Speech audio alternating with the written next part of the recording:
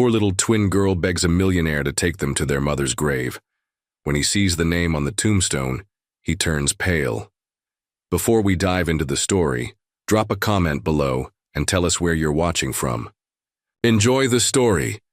The sun had barely risen when Alexander Reed left his mansion and headed to the garage. The meeting with Japanese investors was set for 8 hours, and he liked to arrive at the office before everyone else. It was part of his flawless routine, the same one that had taken him to the top before the age of 35. "Good morning, Mr. Reed," greeted the driver, already holding open the limousine door. "Good morning, Robert," he replied automatically, checking emails on his phone as he stepped into the vehicle.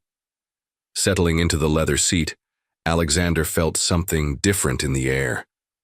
Perhaps it was the unusually blue sky for that time of year, or the silence in the still deserted streets, but there was a strange sensation, as if the universe were holding its breath, waiting for something to happen.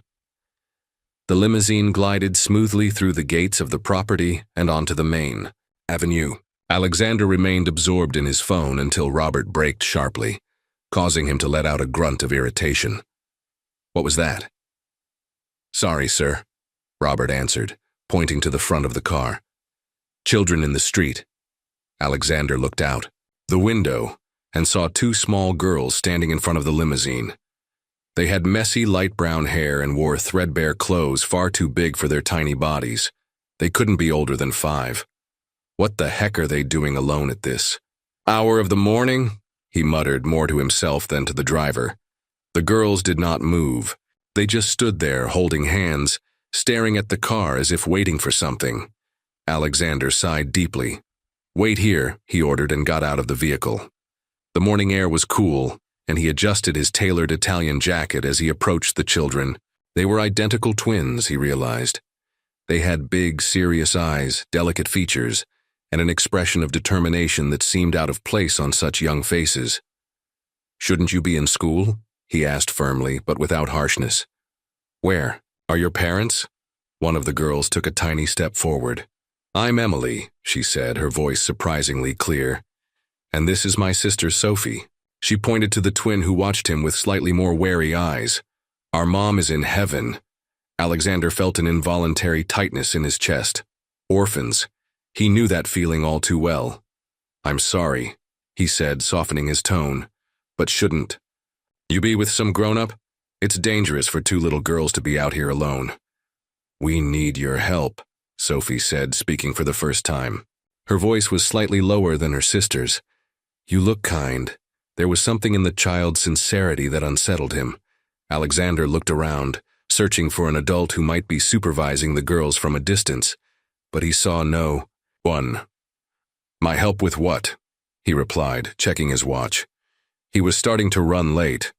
Emily opened the small, worn backpack she was carrying and pulled out a faded notebook with several loose pages. "We want you to write a letter to our mom," she explained, holding out the notebook. "We don't know how to write very well yet." Alexander looked from the girl to the notebook, then at Robert, who waited patiently behind the wheel, and back to the girls. The situation was absurd. He had a meeting that could define the future of his company, and here he was, standing on the sidewalk, approached by 2 children wanting him to write a letter to someone who had already passed away.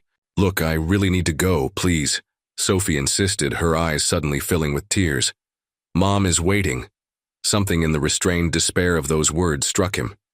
He remembered himself, a skinny boy begging for scraps of attention.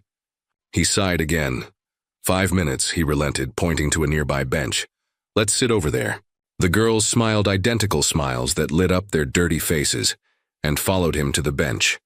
Alexander sat in the middle with a twin on each side.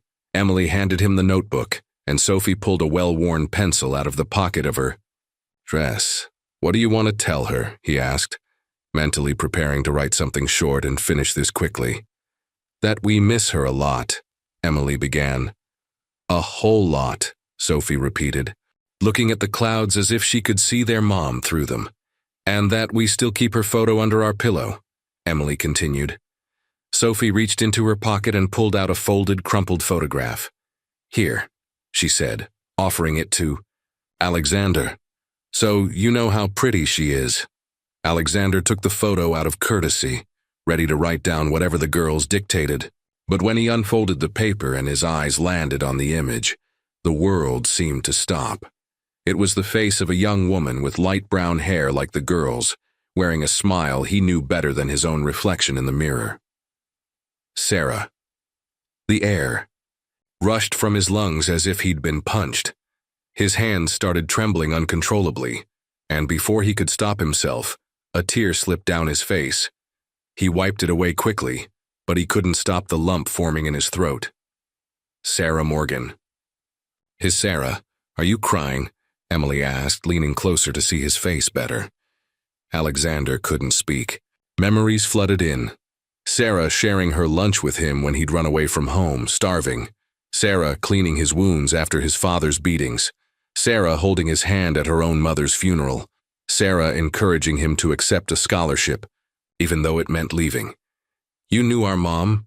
Sophie asked, her eyes widening in surprise. Alexander swallowed hard and nodded, still unable to form words. We were, he began, his voice cracking. We were friends a long time ago. The twins exchanged looks of astonishment, and then moved closer to him, suddenly curious. Really? Emily exclaimed, her eyes shining. How did you meet her? Later, Alexander said carefully, refolding the photo and handing it back to Sophie. The past could wait. Now he needed to understand these girls' situation. How long? How long has it been since she left?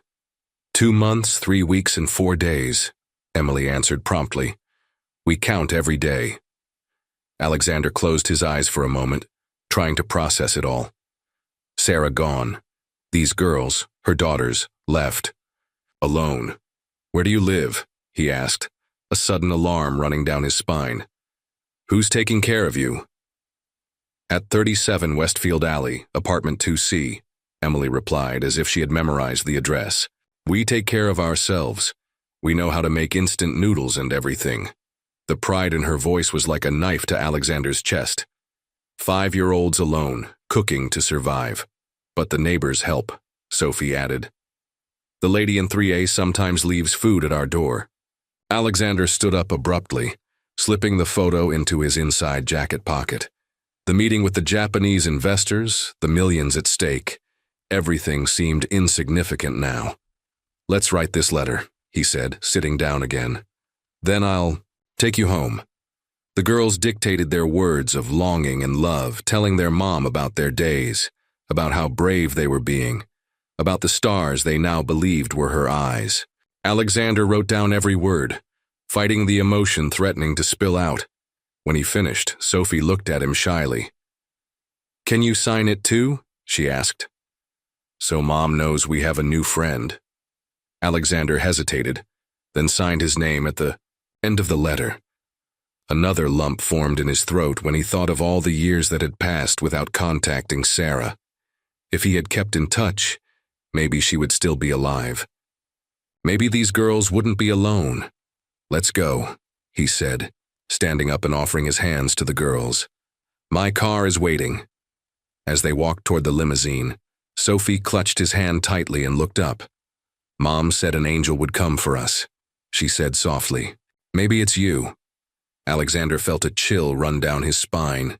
He was no angel, far from it. He was just a man who had forgotten his humanity amid wealth and power. But maybe, just maybe, he could do the right thing now. I'll help you, he promised, opening the car door for them. Somehow, while the twins settled into the leather seats, Alexander gave Robert instructions and sent a message canceling the meeting. Some things were more important than business. Sarah had taught him that once, and now, through her daughters, she seemed to be teaching him again. The limousine stopped in front of a rundown building in Westfield Alley. Alexander watched through the window as he took in the dilapidated structure with peeling walls and windows patched with tape, a place where hope seemed as scarce as comfort. This is it, said Emily, already opening the car door. 3rd floor, apartment 2C. Alexander hesitated. Part of him wanted to go up, see how they lived, do something immediately, but another part, maybe fear, maybe guilt, kept him rooted to the leather seat. "Are you sure you'll be okay alone?" he asked, watching the two tiny girls jump onto the cracked sidewalk. Sophie nodded, adjusting the worn backpack on her shoulder.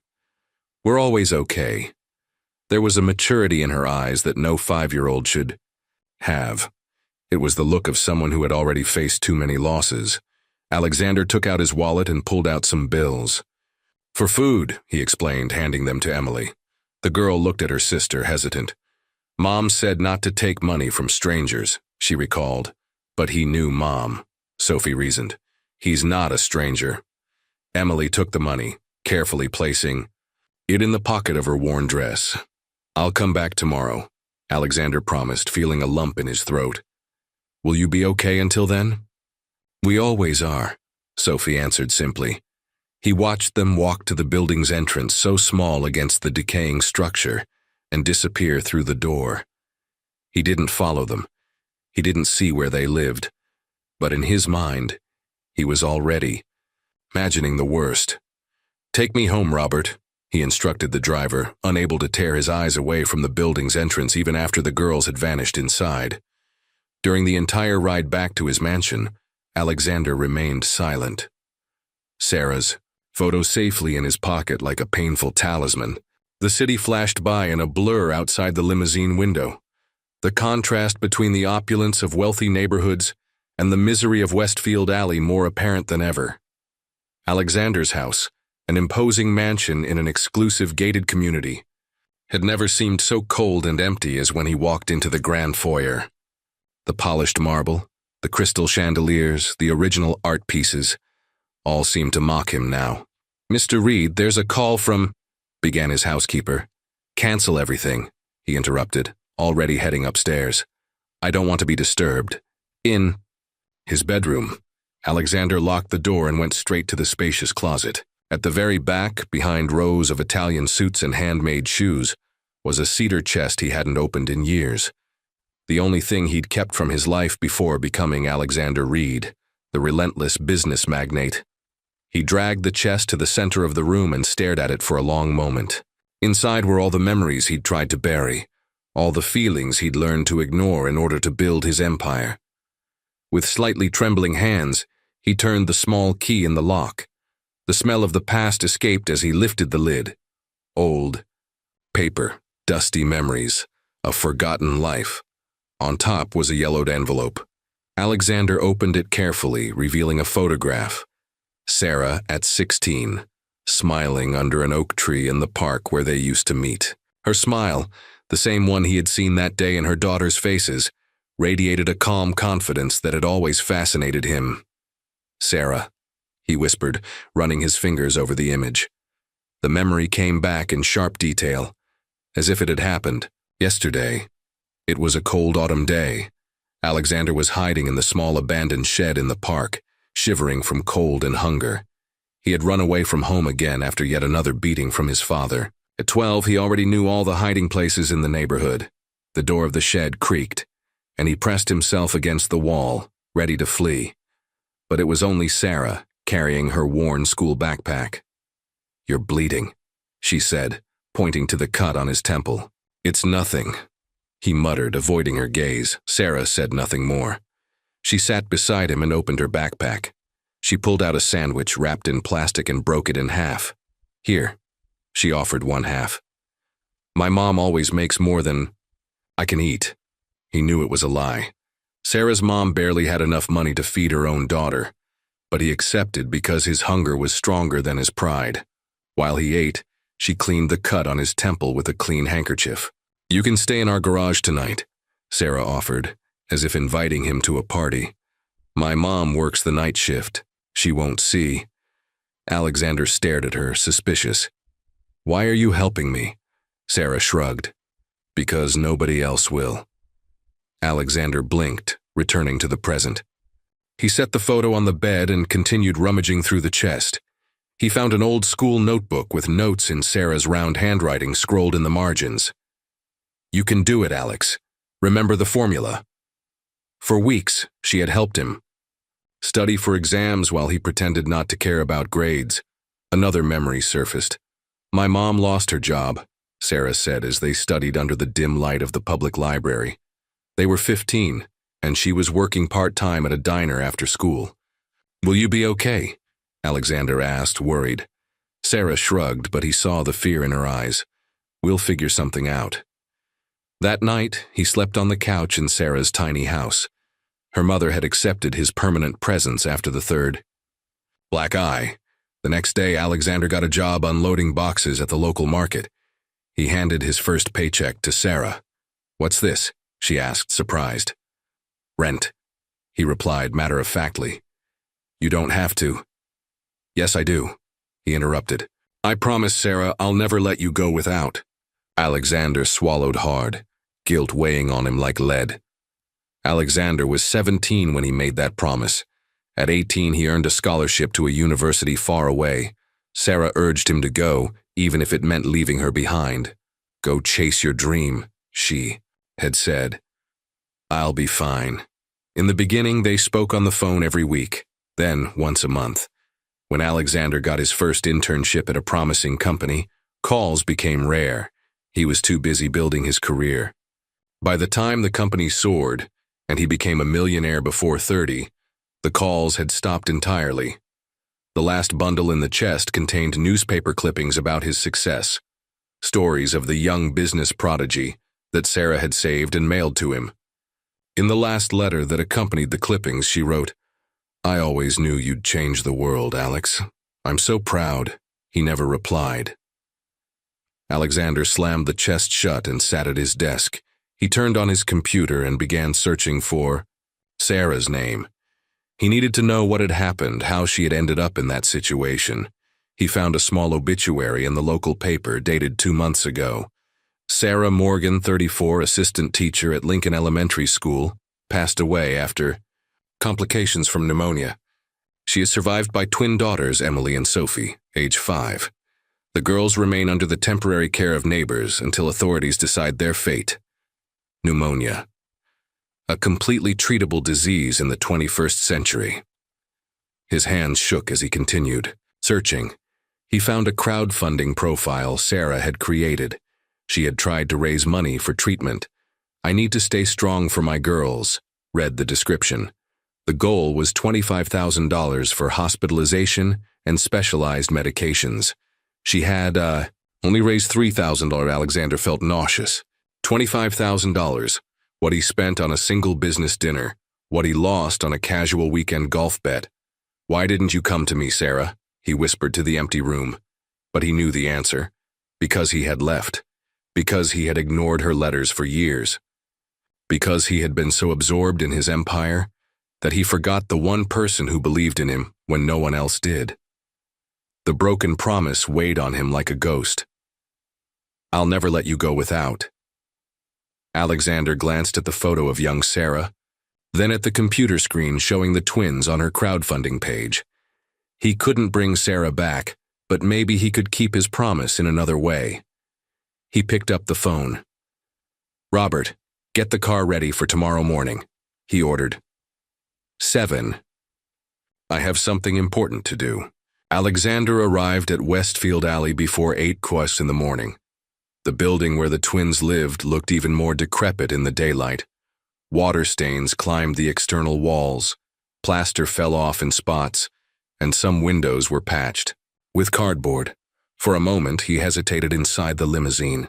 He felt like an intruder here, wearing his $3,000 suit and Italian shoes, but the image of the small girls alone propelled him out of the car. "I'll be back in a few hours, Robert," he told the driver, then walked toward the building. The lobby smelled of mold and urine. The elevator had an out-of-order sign that looked like it had been there for years. Alexander took the stairs, noticing cracked steps and a wobbly railing.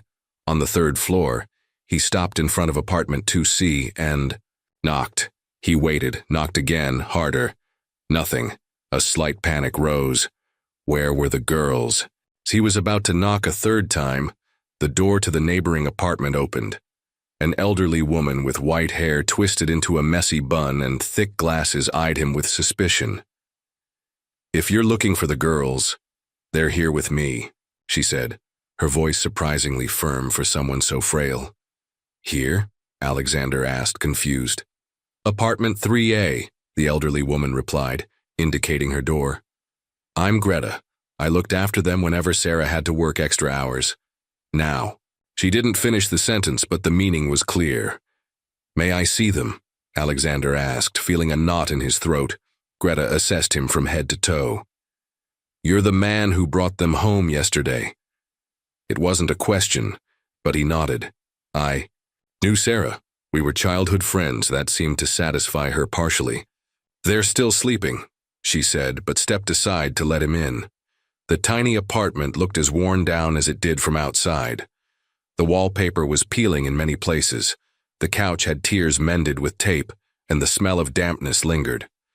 But it was clean, and there was a visible effort to maintain some dignity amid the poverty. They sleep over there, Greta said, pointing to a small room with its door ajar. Alexander walked quietly. The room was tiny, probably Greta's own bedroom. On the floor, on a thin mattress, Emily and Sophie slept curled up together as if they were one person. A single flimsy blanket covered them against the morning chill, and between their small bodies lay the worn notebook where they'd written the letter to their mom. Alexander's heart clenched. They were just children who had lost everything and clung to each other like lifelines. As he watched, Sophie stirred in her sleep, murmuring something. He leaned in closer to listen. Mom said you were an angel, she whispered, still, half asleep, in that state between dreaming and waking. But you took so long to come. Alexander felt a shiver. The child was dreaming, obviously. Sarah couldn't have told her about him. She couldn't have known he would show up one day. They always talk in their sleep, Greta explained behind him. I think it's their way of keeping their mom alive. How long have they been with you? He asked, stepping back so as not to wake. Them. Since Sarah was hospitalized 3 months ago. At first it was just until she got better. The elderly woman's voice trailed off. Well, now I'm waiting for social services to decide. It's not official, you know. I'm too old to adopt and my health isn't good. Alexander nodded, understanding the precarious situation. I want to help. Greta smiled faintly. They need more stability than charity, Mr. Reed. Alexander Reed. Her eyes widened in recognition. The businessman from the magazines? Yes. Sarah kept newspaper clippings about you, Greta said, now looking at him with new interest. She never mentioned that she knew you personally. Before Alexander could answer, a sound came from the bedroom. The girls had woken up. Emily was the first to appear in the doorway, rubbing her sleepy eyes. When she saw Alexander, her face lit up. You really came back, she exclaimed, running to hug his legs. Sophie followed close behind, more cautious but equally happy. I thought it was a dream, she said, her small voice filled with relief. Alexander felt something break inside him, a wall he had built over the years to separate the man he was from the boy he used to be. I promised I'd be back, didn't I? He smiled, crouching down to their level. And I have an idea. How about we go to the park today? The city's Central Park was almost empty at that hour of the morning. Alexander watched Emily and Sophie running through the grass, their laughter ringing in the crisp air. With ragged clothes and worn-out shoes, they still resembled wildflowers, tiny, resilient, determined to blossom despite the odds. Higher, Emily shouted, seated on a swing. Alexander pushed gently, surprised by the lightness he felt. He couldn't recall the last time he had done something as simple as pushing someone on a swing. His life had been a constant race of important tasks, decisive meetings, multi-million-dollar deals, and now here he was, discovering that a child's laughter could bring more satisfaction than closing any contract. My turn, Sophie complained, tugging at the sleeve of his expensive jacket. He alternated between the two, making sure each got equal attention. It felt strange how natural it seemed, as if something dormant within him was waking up. Did you really know our mom? Emily asked when they stopped to rest on a bench. Alexander nodded, feeling the familiar lump in his throat. We were friends, as kids. We lived in the same neighborhood. Was she pretty when she was little? Sophie wanted to know. She was the most beautiful person I ever knew, he answered honestly. inside and out. The girls smiled, proud. She used to sing to us every night, Emily said. Her song about a little bird looking for its nest. And she braided my hair, Sophie added. Said I looked like a princess. She baked butterfly-shaped birthday cakes, Emily went on, excited to talk about their mom, and fixed our toys when they broke. One by one, the little stories painted a portrait of the adult Sarah Alexander had never met, the loving, resourceful, dedicated mother who worked miracles with few resources.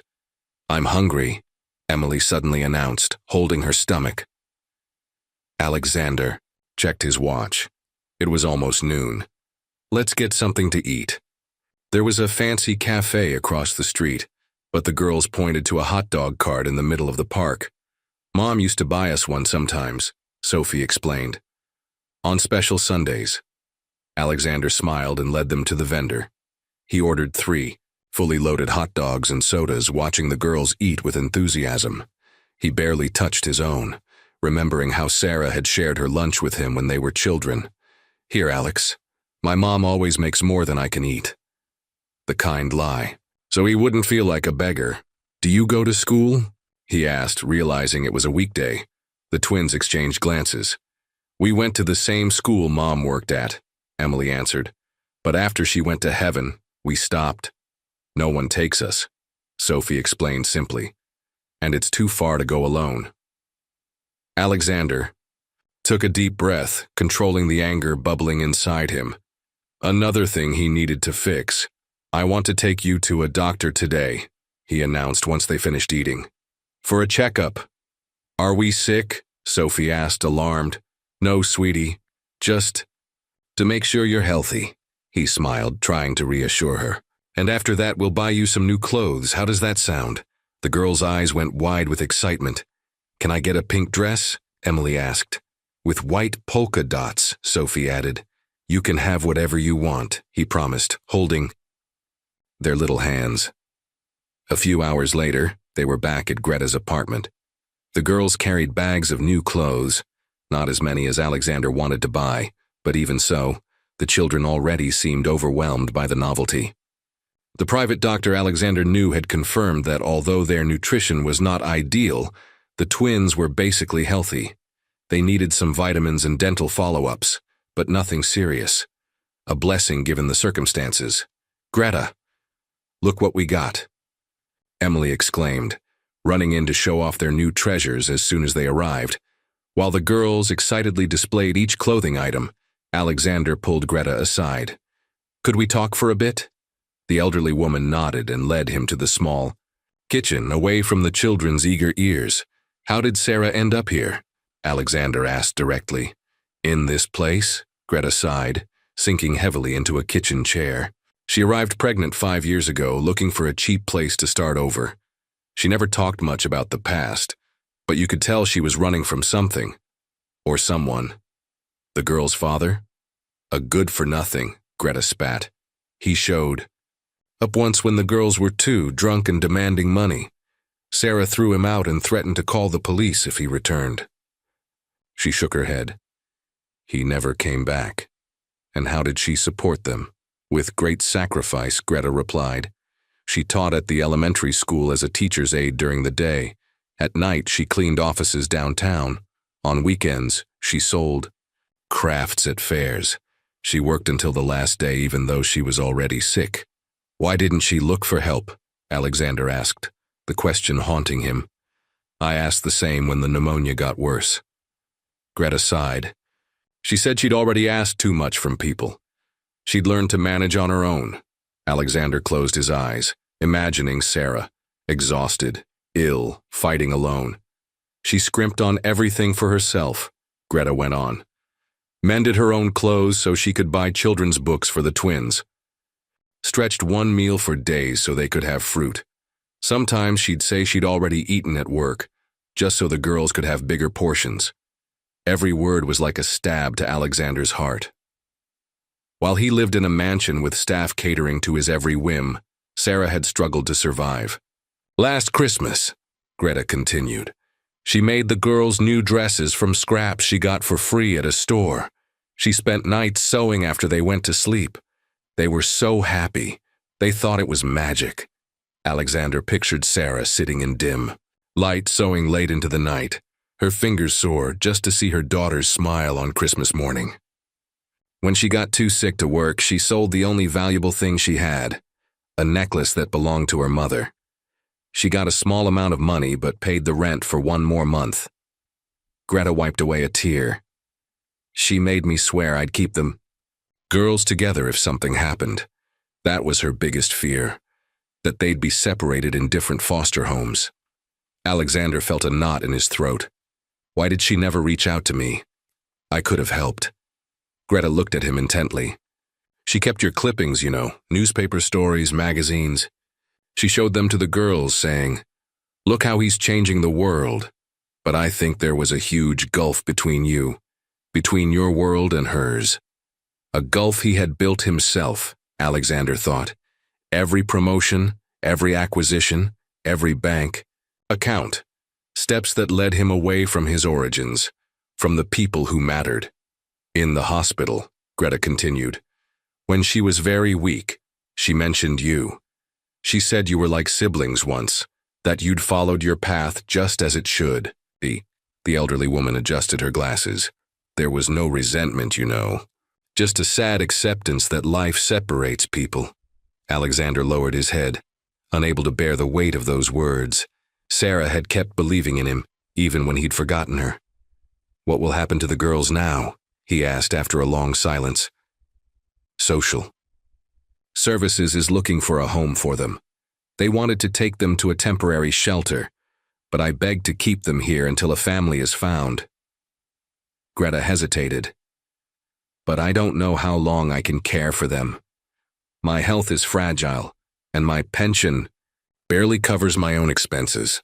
Back in the living room, Alexander found Emily and Sophie asleep on the small couch, exhausted from the day's excitement. They lay huddled together as always, clutching Sarah's notebook between them.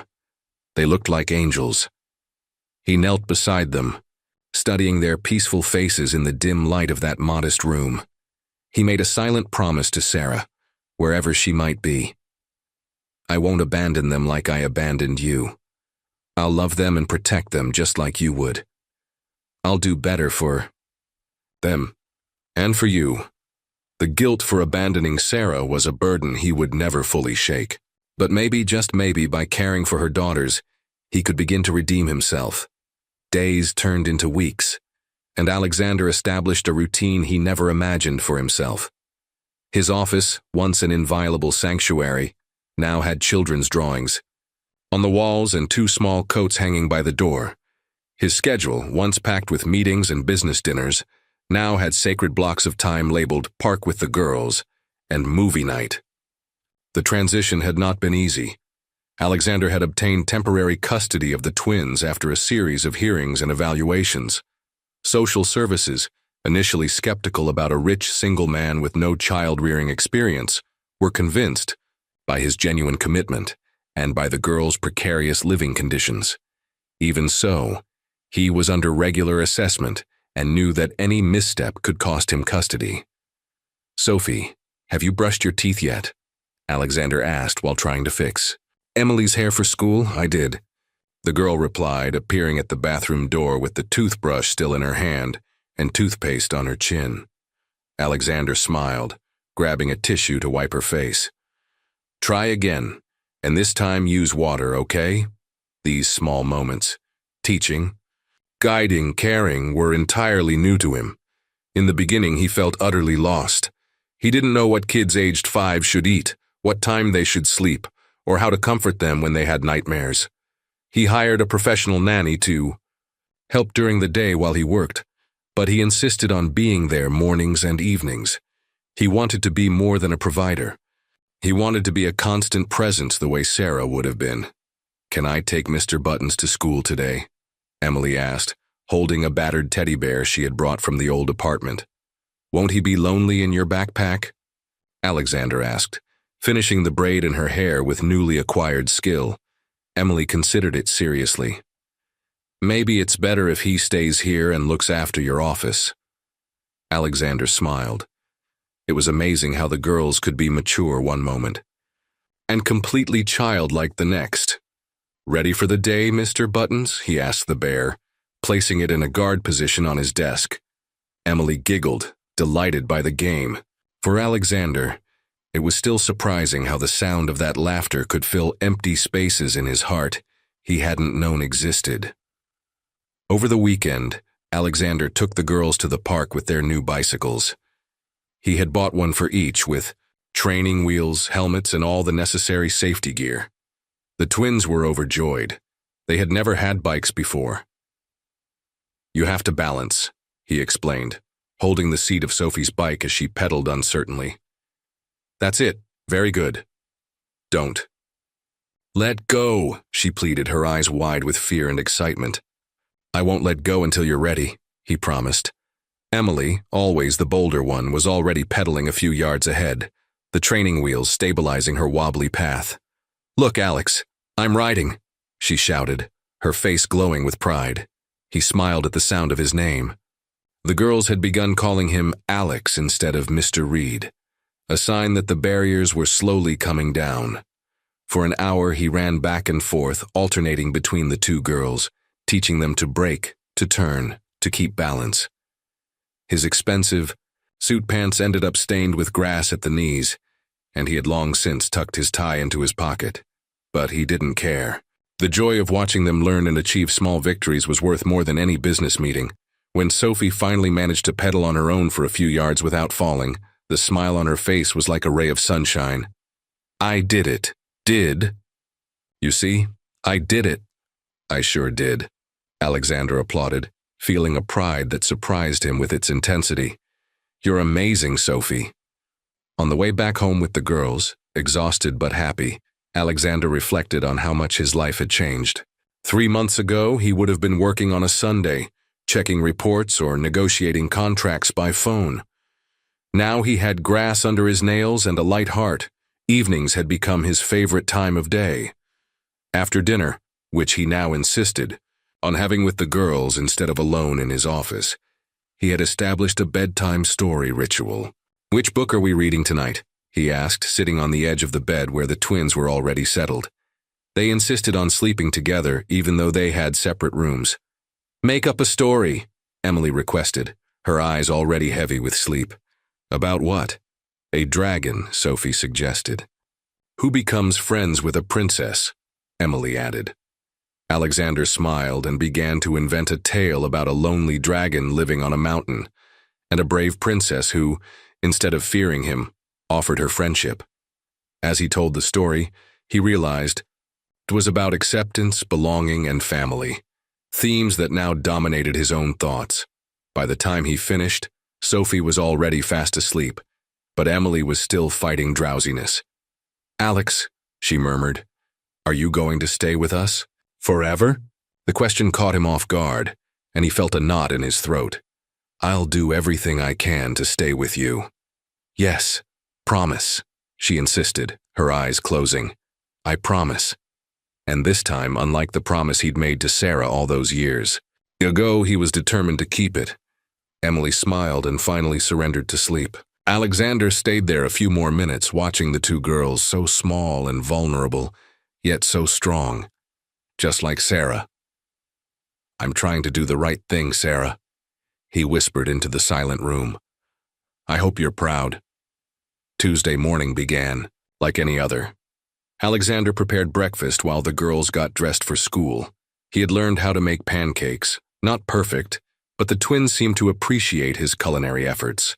The phone rang and he answered absent-mindedly, thinking it might be his assistant calling about the upcoming board meeting. Alexander Reed.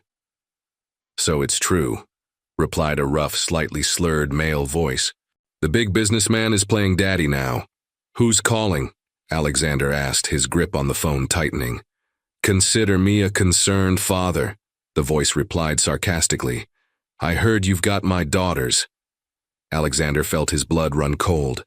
The girl's father, the man Sarah had thrown out of her life years ago, the man who had abandoned them before they were even born. "How did you get this number?" Alexander asked, keeping his voice low so the girls wouldn't hear from the dining I have my ways, the man said. Look, let's cut the small talk. I know you're rich. I also know you have no legal rights to my daughters. I, on the other hand, am the biological father. A father who never cared about them, Alexander retorted, anger growing in his chest. Details. Details. The man sneered, a cold, nasty sound. The fact is, I can get them back whenever I want, unless, of course, we reach an agreement. What kind of agreement? Alexander asked, though he already knew the answer. A financial one. You keep the girls. I get some suitable compensation for my paternal suffering. Alexander took a deep breath, controlling the urge to shout at the man. You're blackmailing me. I'm offering a practical solution, the man corrected. $50,000, and you'll never hear from me again. The girls stay with you, I go on my way. Everyone wins. I'm not paying you to abandon your daughters, Alexander replied firmly. That would be rewarding your irresponsibility. There was a moment of silence, then the voice returned, stripped of any false cordiality. Listen here, rich boy. You don't know me. You don't know what I'm capable of. I can make your life a living hell if I want. Are you threatening me? I'm explaining reality. I have rights over these girls. If we can't reach a deal, I'll take them. And believe me, I know how to work the system in my favor. A sob story about a poor father fighting a billionaire who stole his daughters? The press will eat it up. Alexander gripped the phone so tightly his fingers turned white. What's your name? Tom Reeves. Look me up if you want. I'm sure your investigators will find something dirty. Everybody has skeletons. But on paper, I'm just a father wanting his daughters back. Think about it. The call ended, leaving Alexander standing in the kitchen, stunned by the threat. Through the door, he could see Emily and Sophie chatting happily, utterly unaware of the danger that had just emerged. Does he have any legal rights? Alexander asked a few hours later, sitting in his office. The girls were at school, and he had called an emergency meeting with his lawyer. Michael Chen, his attorney for over a decade, adjusted his glasses and sighed. Technically, yes. As the biological father, he has presumed parental rights unless they've been legally terminated. He abandoned them, Alexander argued. Sarah raised them alone. Abandonment can be grounds for terminating parental rights, but it has to be proven in court, Michael explained. And even then, judges tend to favor family reunification whenever possible. Alexander ran a hand through his hair, frustrated. He doesn't even care about them. He just wants money. Which makes this even more complicated, Michael agreed. If we pay, it could be seen as buying children, which is illegal. If we don't pay, he could sue for custody. And while his chances might be slim, the process would be devastating for the girls. What's our best option? Michael took a moment to consider. Go on the offensive. Petition for permanent custody before he does. Gather evidence of his neglect and abandonment. Show how the girls are thriving under your care. And most importantly, prove you're acting in their best interests, not just flexing your financial power. Alexander nodded, determined. Do whatever's necessary. Hire the best investigators. I want to know everything about this Tom Reeves. I should warn you that it could get ugly, Michael cautioned. He might make accusations, dig into your past, question your motives. The press will likely get involved. I don't care about the press, Alexander said. I only care about those two girls. I promised them we'd stay together, and I intend to keep that promise. After the lawyer left, Alexander remained in his office, looking at Mr. Buttons still positioned like a guardian on his desk. The idea of losing the girls was unbearable. In just a few weeks, they had become his entire world. He wouldn't let an opportunist take them away. Not for money, not for revenge, not for anything. When the phone rang again, Alexander answered cautiously, fearing another call from Reeves. Mr. Reed? This is the school calling. Emily has a fever and is asking for you. All worries about lawsuits and custody evaporated instantly, replaced by the immediate concern for Emily's well-being. I'm on my way, he said, already grabbing his car keys.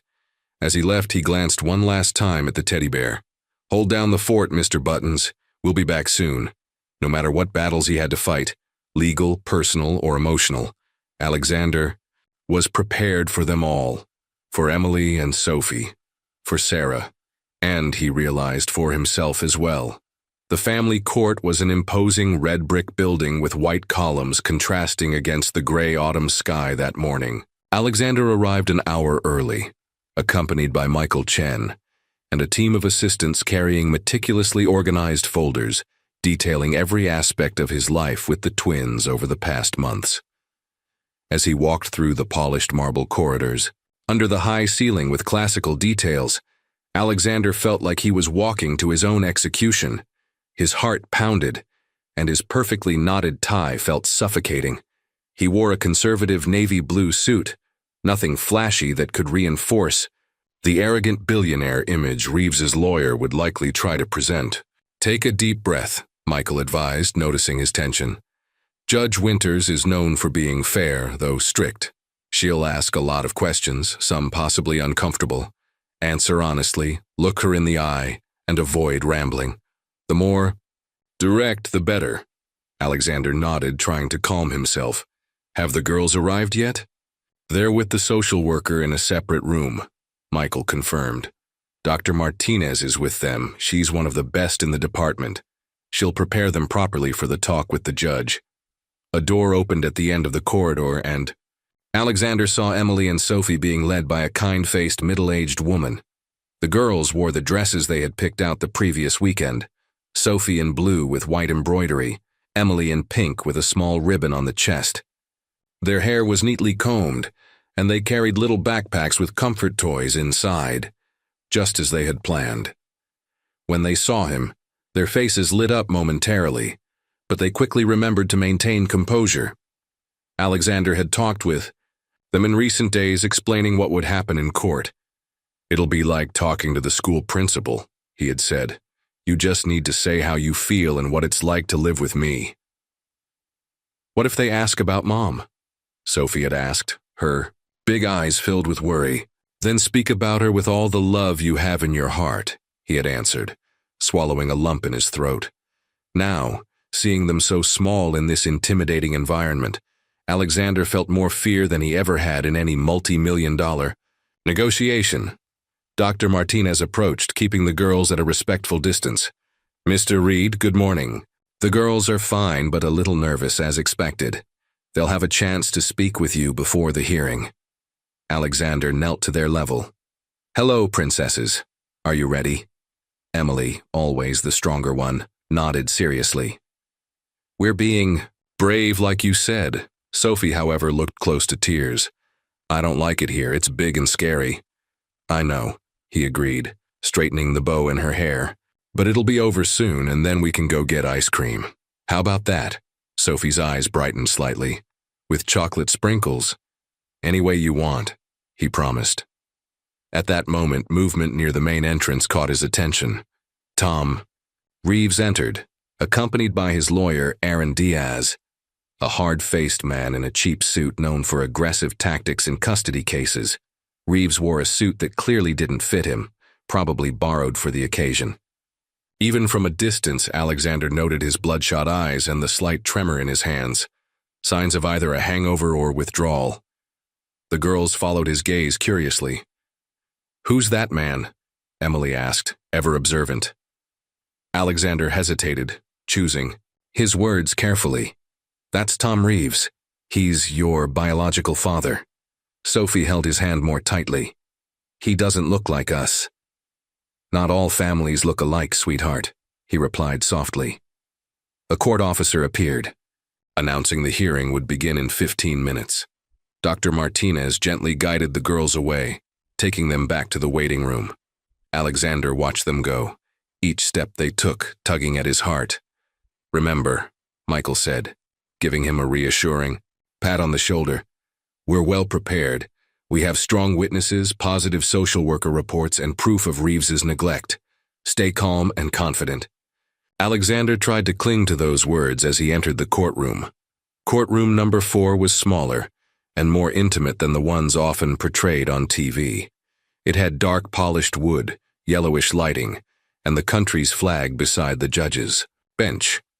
Only those directly involved in the case and a few witnesses waiting in the first row were present. Judge Elena Winters, a woman with a stern but not hostile appearance, graying hair impeccably styled and piercing eyes, entered after the officer's announcement. Everyone rose and waited for her to sit before taking their seats. "Good morning, everyone," she began, placing reading glasses on and examining the documents before her. "We're here to decide custody of Emily and Sophie Morgan, currently under temporary guardianship by Mr. Alexander Reed, but whose custody is contested by their biological father, Mr. Thomas Reeves."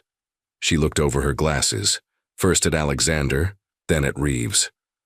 "I emphasize that in my courtroom, the only interest is the children's well-being. I'm not swayed by power or money, nor by tearful redemption stories without concrete proof." Alexander felt a slight relief. At least the judge didn't seem inclined to favor wealth or a sob story. "We'll begin with opening statements," Judge Winters said. "Mr. Diaz, as counsel for the petitioner, please go ahead." Aaron Diaz stood exuding rehearsed confidence. "Your Honor, this case is fundamentally about natural and biological rights versus financial privilege. My client, Thomas Reeves, is the girl's biological father. This fact is uncontested and, by law, grants him presumed parental rights." He paused dramatically. "Mr. Reeves made mistakes in the past, yes. He was young and unprepared when he learned of the pregnancy. He made the mistake of drifting away, but now he's here, ready to assume responsibility, ready to meet his daughters, ready to be the father they deserve." Diaz paced a few steps, gesturing emphatically. "On the other side, we have Mr. Reed, a man of immense wealth and power. Yes, but a complete stranger to the girls until a few months ago. No biological ties, no legal bond, only an old friendship with their late mother." He lowered his voice dramatically. "We do not question his intentions or generosity, but we do ask, what is his real motive? Guilt? Atonement? A philanthropic whim that might end as soon as the novelty wears off?" Alexander felt his blood boil but maintained a neutral expression, as Michael had instructed. "Mr. Reed has vast resources to provide material luxuries, no doubt," Diaz went on.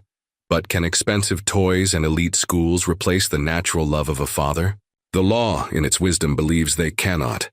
Unless it's proven my client is wholly unfit, natural right prevails over financial convenience." With a nod to the judge, Diaz sat down, looking satisfied.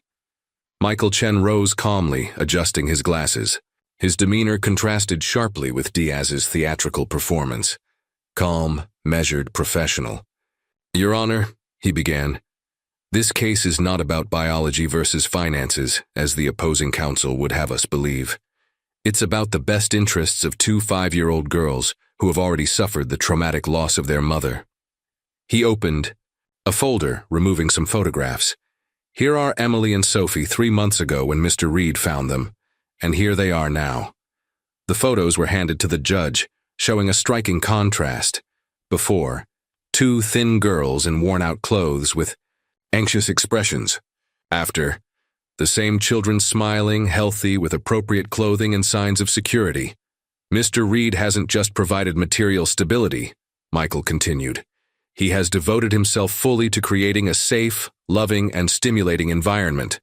He completely reorganized his professional life, his time, his priorities. He's established healthy routines, ensured medical and psychological care, enrolled them back in school, learned to braid their hair, tell them bedtime stories, and soothe their nightmares." Michael pulled out more documents. "We have here reports from their school, statements from their child therapist, and evaluations from the social worker assigned by the court, all attesting to the strong bond and the positive development of the girls under Mr. Reed's care." Turning briefly to glance at Reeves before focusing again on the judge, Michael continued, "As for Mr. Reeves, we ask this court to consider some facts. He abandoned Sarah Morgan when he learned of the pregnancy. He didn't contribute a single cent to the girl's upbringing. He showed up only once in 5 years, drunk and demanding money from the mother. And most tellingly, He only expressed interest in the girls after learning they were with a wealthy man. Reeves shifted uncomfortably in his seat, while Diaz scribbled notes furiously. Your Honor, Michael concluded, we acknowledge that biological ties are important, but more important is the emotional and psychological well-being of two children who have finally found stability after a devastating loss. To uproot Emily and Sophie from the home they've built with Mr. Reed and place them with a father who has never shown genuine interest would be a second tragedy for them. The hearing continued with testimonies. First, the court-assigned social worker presented her assessment, describing Alexander's home as exceptionally suitable and his interaction with the girls as naturally affectionate and attentive. The twins' teacher testified about their academic progress since they began living with Alexander. They arrived timid and insecure. Now they participate, smile, make friends. Emily is reading above her grade level, and Sophie has completely overcome her difficulty with numbers. Greta, the elderly neighbor who had looked after the girls after Sarah's death, was brought in a wheelchair. Despite her physical frailty, her voice was strong as she described Reeves's neglect and Alexander's dedication. Sarah raised those girls alone, working until she got sick, she testified, looking directly at Reeves. Where were you when she needed money for the girls' medicine? Where were you when Emily had pneumonia at 3 and Sarah spent sleepless nights by her bedside? She then looked at the judge. Alexander Reed came into those children's lives like a blessing. For the first time, they have what they deserve. Not just material comfort, but someone who genuinely cares. Reeves then presented his story of redemption, how he had battled alcoholism, how he had always thought of his daughters, how he now had a stable job as a mechanic and a modest apartment suitable for children. I've made mistakes, Your Honor, he said. Tears that Alexander suspected were rehearsed rolling down his cheeks. But I've been clean for 6 months now. I want to meet my daughters, show them they have a father who loves them.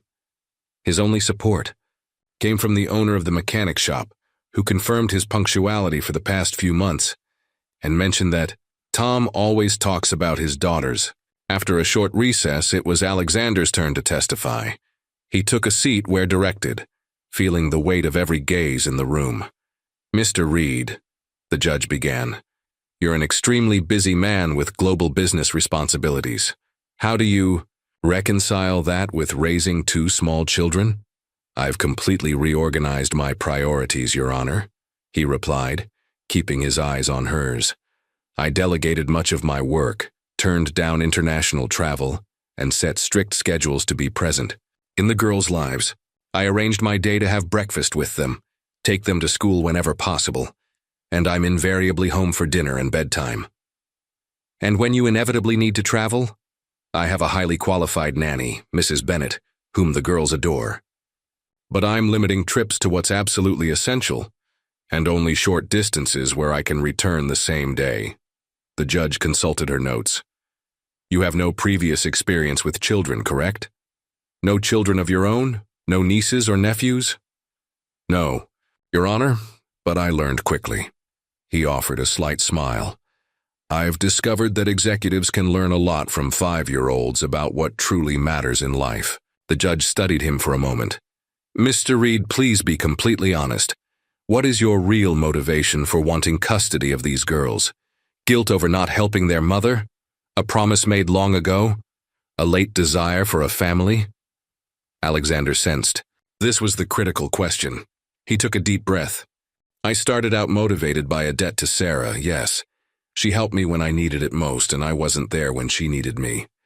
I feel deep regret I'll carry forever. He paused.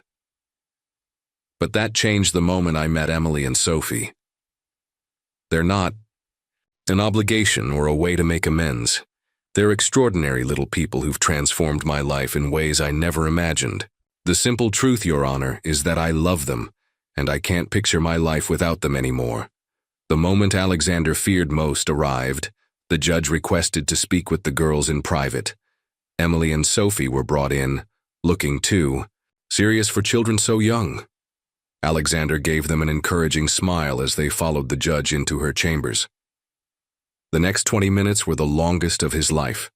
Sitting on the hard bench, unable to focus on Michael's words, Alexander could only think about what was happening behind that closed door. Would the girls understand the questions? Would they be scared? Would they speak openly about how they felt? When the door finally opened, Emily and Sophie came out hand in hand. Sophie ran straight to Alexander, hugging his legs. She asked a lot of questions, she whispered. About you, about Mom, about the man who's our father. You were very brave, he replied, stroking her hair. Emily stood nearby, her eyes lingering curiously on Reeves, who watched from across the room. He looks sad, she commented softly to Alexander. Sometimes people carry a lot of sadness inside, he replied, unsure how to explain the complexity. Like you before we met? Emily asked, surprising him with her perceptiveness. Yes, he admitted, like me before you. Judge Winters put her glasses back on, examining her notes for a long moment before delivering her decision. The silence in the room was so dense Alexander could hear his own heartbeat. This case raises complex issues, she began. On one hand, we have the biological father's legal rights. On the other, the children's well-being and the emotional bonds already formed. She leafed through some documents. I spoke with Emily and Sophie. They're bright, articulate children for their age, and they're clearly well cared for. They expressed deep affection for Mr. Reed and a positive adjustment to their new home. Alexander felt a flicker of hope. However, the judge continued, and with that single word his heart sank. I cannot ignore Mr. Reeves's paternal rights without a deeper evaluation of his fitness. His recent history suggests an effort at recovery that deserves consideration. She folded her hands, seeming to weigh each sentence. I must also consider that despite Mr. Reed's best intentions and excellent care, he has no legal or biological connection to the children. His link to their late mother, while significant, does not automatically grant custody rights. Reeves allowed himself a small victorious smile as Alexander felt his world crumbling. With all factors in mind, my preliminary decision is this, the judge announced. While we conduct further investigation, including a deeper look into Mr. Reeves's suitability and full psychological evaluations, the girls will be placed temporarily in a neutral foster home. No. Alexander couldn't contain his outburst, rising to his feet involuntarily. The judge shot him a stern look. I understand your reaction, Mr. Reed, but this is a temporary measure to ensure both parties have equal opportunity to demonstrate their fitness for custody without the advantage of current possession. Both parties will have supervised visitation rights during this time. Your Honor, Michael intervened quickly.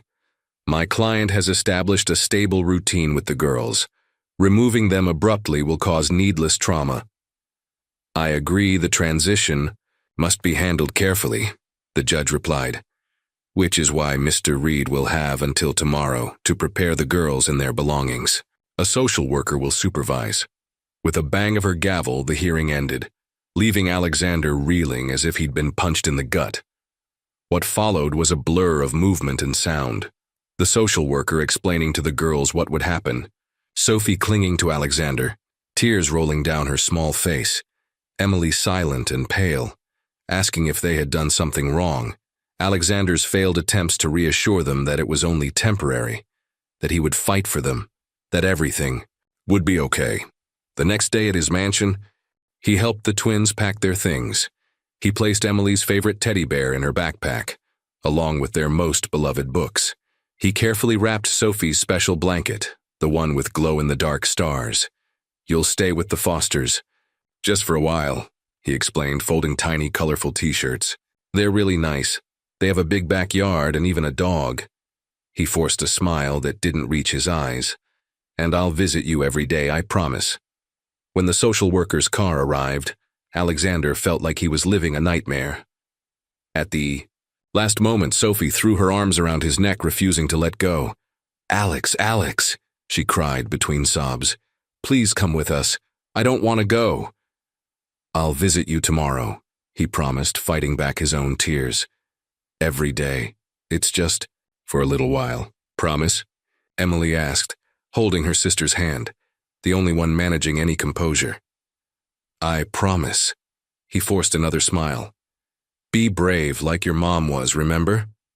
The girls nodded amidst their tears, and then they were inside the car, looking at him through the window. Tiny hands pressed against the glass, faces filled with confusion and loss. Alexander watched the car drive away, taking with it everything that had given his life meaning in recent months. When it finally disappeared around the corner, he allowed himself to collapse on the mansion's front step, his body shaking with sobs he could no longer hold back. Michael, who had been watching from a distance, approached and placed a hand on his shoulder. We'll appeal immediately, he said. I have connections. I can speed up the process. We'll dig deeper into Reeves's background. There's something off about his sudden redemption story. Alexander raised his head, his eyes red but ignited by a new fire. Do whatever it takes. I won't lose those girls. You didn't fail them, Michael said, as if reading his thoughts. This is only a temporary setback. We'll fight and we'll win. Alexander stood, wiping his face and squaring his shoulders. I'll visit them tomorrow, he announced, his voice regaining firmness. And in the meantime, I want to know everything. About Tom Reeves. Every detail. Every lie. Because this time Alexander Reed would not break his promise, even if he had to move heaven and earth to keep it. The 2 weeks Emily and Sophie spent in the foster's care were the longest of Alexander's life. Despite daily visits allowed by the court, the pain of seeing them in a strange environment and having to say goodbye every day tore him apart. The girls adapted better than he did. Children have remarkable resilience. But he still saw the sadness in their eyes when it was time for him to leave. Meanwhile, Michael Chen worked tirelessly, looking for anything that could help their case. The investigation into Tom Reeves progressed slowly, with some troubling discoveries but nothing conclusive enough for a definitive court victory. The afternoon before the final hearing, Alexander received an unexpected call from Michael. We found something, the lawyer said, his usually calm voice filled with urgency. Or rather, someone found us. I need you at the office immediately. Alexander reached the towering office building in record time. In the conference room, Michael waited with a middle-aged man who looked tired, wearing a janitor's uniform. Alexander, this is Frank Dominguez, Michael introduced. He works at the building where Reeves lives. The man held out a calloused hand for a quick shake. He had dark circles under his eyes and a worried expression. Mr. Dominguez came to us after seeing the newspaper story about the case, Michael explained. I saw the picture of the girls, Frank said, speaking with a slight Hispanic accent. I recognize them. They're the same kids Reeves brings to the apartment during his supervised visits. Alexander's heart raced. You saw something. Frank ran a hand through his graying hair, clearly uncomfortable. I've worked that building for 15 years. I know all the residents. Reeves moved in 8 months ago. He's always caused problems. Noise and parties, neighbors complaining. He paused as if deciding whether to continue. In the last few weeks since he started having the girls over, he changed. The place is cleaner, he's more polite, greets people. I thought maybe he was really turning his life around, but, Michael prompted, sensing the hesitation. Day before yesterday, after the social worker left with the girls, Reeves had some friends over. They were coming from drinking at a bar down the street. They were loud, laughing. Frank looked directly at Alexander. I heard him bragging about how he was about to pull off the custody scam. He said once he had the girls, he could negotiate a better deal with that rich guy. Alexander felt his blood boiling. He admitted he only wants money. That and more, Frank continued. He said he couldn't stand those brats for long, but that they'd serve as leverage to get a fat allowance from you. His friends laughed and toasted his brilliant plan.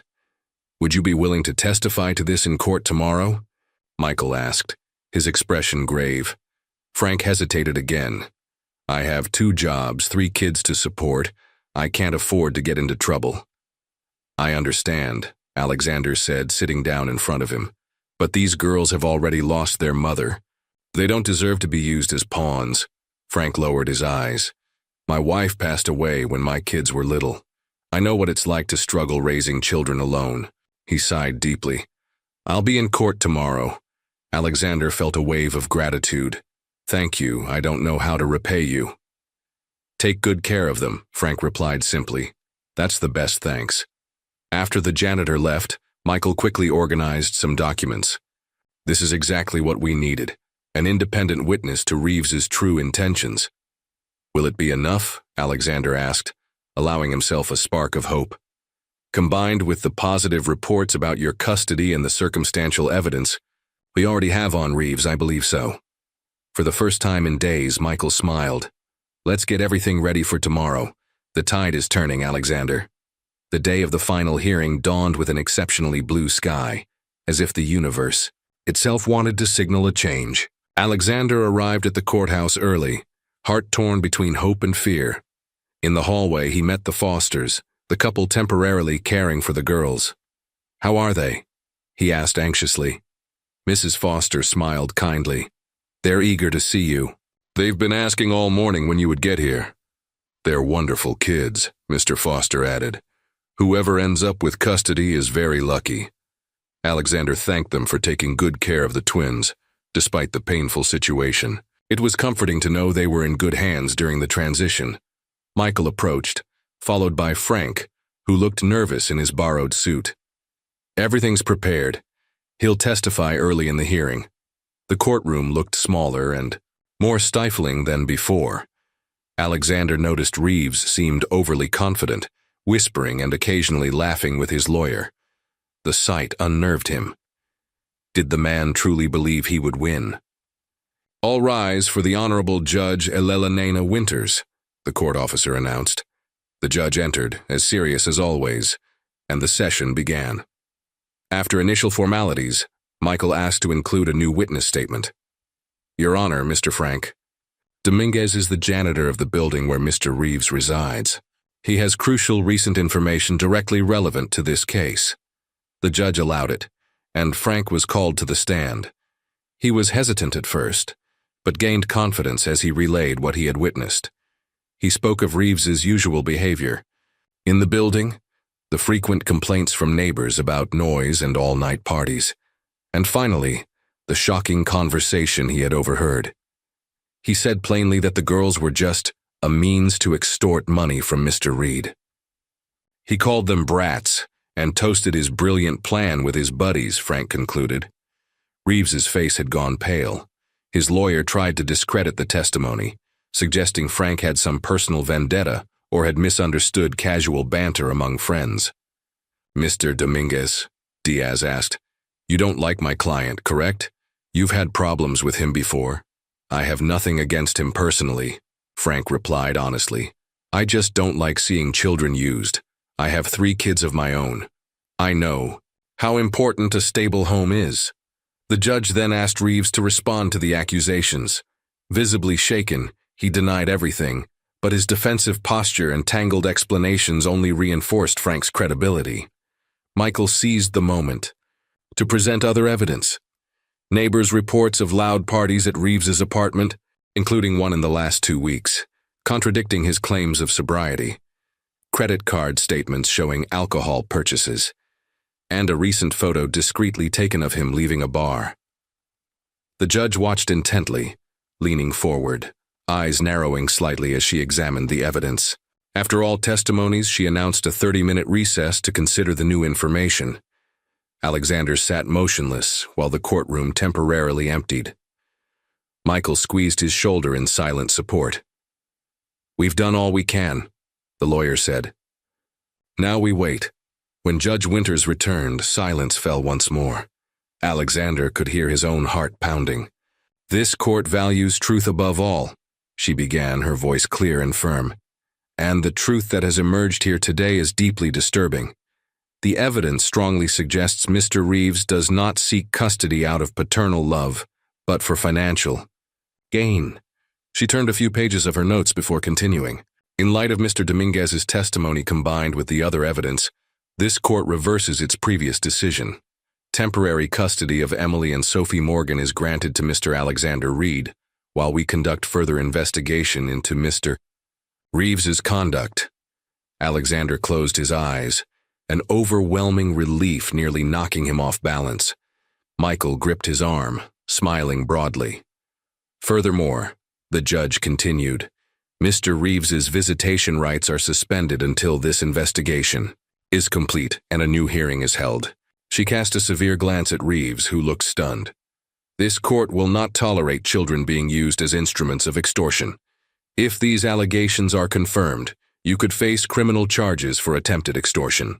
With a strike of the gavel, the hearing ended. Reeves left quickly, followed by his furious lawyer. Alexander sat for a moment, absorbing what had just happened. We won, Michael said, smiling.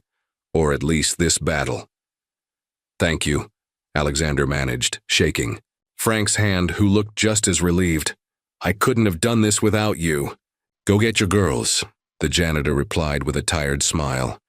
They're waiting for you. The waiting room where Emily and Sophie sat with the Fosters lit up the moment Alexander entered. For a brief second, he stood at the door, taking in the sight of two small figures sitting on a couch, their legs dangling above the floor, drawings spread out on the table before them. Alex! Sophie was the first to notice him, her face transforming into pure joy. She jumped off the couch, running toward him. Emily looked up from her drawing, and a slower but equally radiant smile appeared on her face. In an instant, both of them were dashing toward him, throwing themselves into his outstretched arms. Alexander held them tight, lifting them off the ground, feeling their little arms around his neck, their faces pressed against his chest. In that moment, the world felt perfect again. You're coming home with me, he said, his voice thick with emotion. Forever? Sophie asked, her big eyes locked on him. As far as I'm concerned, yes, he replied, kissing the top of her head. Forever. The Fosters helped gather the girls' few belongings, and soon they were in the car on the way home. Alexander watched them in the rearview mirror, chatting excitedly about everything they wanted to do first. Visit their bedrooms, check out their toys, see if the plants they'd sown in the garden had grown. A strange feeling began to well up in his chest. Not just relief, but a profound sense of responsibility. He was now officially their guardian, not just temporarily, but with a real possibility of permanency. The magnitude of that washed over him like a wave. What if he wasn't good enough? What if he made irrevocable mistakes? What if he let them down as he had let Sarah down? The anxiety stayed with him for the rest of the day, even as he reintroduced the girls to their home routine, made their favorite dinner, and helped them rearrange their rooms. That night, after bath time and already in pajamas, the girls asked to sleep in his bed. Just tonight, Emily pleaded, her eyes begging. So we know it's not a dream. How could he say no? The three of them settled into the large bed, Alexander in the middle, one twin on each side. He had read the usual bedtime story, turned off the main light, leaving only the soft glow of the bedside lamp. In the comfortable silence that followed, Alexander felt compelled to share his fears. Somehow, it seemed important to be honest with them. Girls, he began, his voice low in the dimly lit room. I need to tell you something important. Both turned to face him, eyes attentive. I'm very happy you're back. Happier than I've ever been. He said, pausing. But I'm also a little scared. Why? Sophie asked, genuinely confused. That bad man can't take us anymore, can he? No, it's not that, Alexander reassured her. I'm scared of not being good enough for you, of not knowing how to be a good caregiver. He avoided using the word father, unsure if he had that. Right? I've never taken care of kids before you, and you deserve the best. Emily propped herself up on an elbow, studying him with a seriousness beyond her 5 years. You let us pick desserts sometimes and take us to the park, Sophie added. And you know how to braid our hair and give us hugs when we have nightmares. And you taught us to ride bikes. The girls continued taking turns listing all the little things he did for them, each so simple and yet so profound. Alexander felt tears welling up in his eyes. But what if I make mistakes, he asked when they finally stopped. Sophie shrugged as if the answer were obvious. Mom used to say everyone makes mistakes. You just say you're sorry and try again. Yeah, Emily agreed. Besides, she and her sister exchanged a look as if confirming something important. You're already our dad, they finished in unison. Their words hit Alexander like a ray of sunshine after days of rain. He drew them both closer, hugging them tight, unable to speak for a moment. I love you, he finally managed. So much. We love you too, Emily replied, yawning. To the moon and back, Sophie mumbled, already half asleep. Alexander stayed, awake long after the girls had drifted off, watching their peaceful faces. The fear was still there. It would probably never go away completely. But there was something stronger now. Determination. Determination to be worthy of their trust, to learn and grow with them, to be not just a guardian but the father they already believed him to be. You'd be proud, Sarah, he whispered into the darkness. I promise I'll take care of them, always. Autumn had arrived in full force. Yellow and red leaves danced on the breeze before settling softly on the ground, creating a multicolored carpet. Over the cemetery grass, the sky was a perfect shade of blue without a single cloud in sight, as if nature itself wanted to offer its best backdrop for the moment. Alexander adjusted Emily's scarf, making sure she was well protected against the cool morning air. Beside her, Sophie clutched a bouquet of sunflowers, Sarah's favorite flowers according to the twins. In her other hand, she carried a folder filled with drawings they had carefully made over the past week. Is it still far? Emily asked as they walked the stone paths between headstones and monuments. Almost there, Alexander replied, checking the small map provided by the cemetery office. It was the first time he was bringing the girls to their mother's grave. In the 3 months since he'd obtained permanent custody, he'd waited for the right moment, when all legal battles were fully resolved and the twins felt secure enough to face this emotional visit. Tom Reeves had vanished after losing the custody case, abandoning the apartment and leaving debts behind. Alexander's lawyers had secured a restraining order in case he ever showed up again, but the man seemed to have disappeared completely, likely looking for another scam in some distant place. It's here, Alexander said, stopping before a simple but elegant headstone. Sarah Morgan, 1990, 20 when 24, beloved mother, daughter, and friend. Her love lives on in every smile of her daughters. Alexander had arranged to replace the original municipal plaque with something more fitting. The new inscription had been carefully chosen with the girls' input. Sophie stepped forward first, kneeling to place the sunflowers in the small planter at the base of the headstone. Hi, Mom, she said softly. We brought your favorite flowers. Emily stood back a bit, watching with serious eyes. Alexander could sense her hesitation and gently placed a hand on her shoulder, offering silent support. It's okay, he whispered. To her, we can just stand here if you want. Emily shook her head, summoning courage, and stepped forward to stand beside her sister. It's been a while since we've seen you, Mom, she finally said. But we think about you every day. Alexander felt a lump in his throat. He had rehearsed in his mind what he wanted to say, the words he wanted to share with Sarah, but now that he was here before her headstone with her daughters by his side, everything felt inadequate. Girls, he began after a moment, I wrote a letter for your mom. Would you like to hear it? The twins nodded, sitting on the small stone bench installed next to the grave. Alexander pulled an envelope from his coat pocket, opened it carefully, and unfolded a handwritten sheet of paper. Dear Sarah, he began, his voice steady despite the emotion. It's been many years since we last spoke. Too many. When we were young, you saved me in more ways than I could ever count. You gave me food when I was hungry, shelter when I had nowhere, to go and hope when everything seemed hopeless. Alexander paused briefly, glancing at the girls who listened intently. I promised I would never let you down, but I broke that promise. I built a life of success and forgot the person who made it possible. There is no excuse for that abandonment, only deep regret I will carry forever. Sophie reached out and took Emily's hand, an instinctive gesture of connection as they heard words they didn't fully understand, but felt were important. Fate, or maybe your invisible hand, guided your daughters to me. Emily and Sophie have taught me what truly matters in life. Through them, I rediscovered parts of myself I had forgotten, the ability to laugh without restraint, to marvel at small discoveries, to love unconditionally. Alexander took a deep breath before continuing. Now I have a new promise to make. I won't fail again. I promise I will care for your daughters as if they were my own. In fact, in my heart, they already are. I promise to raise them with the values you cherished: kindness, courage, integrity, and generosity.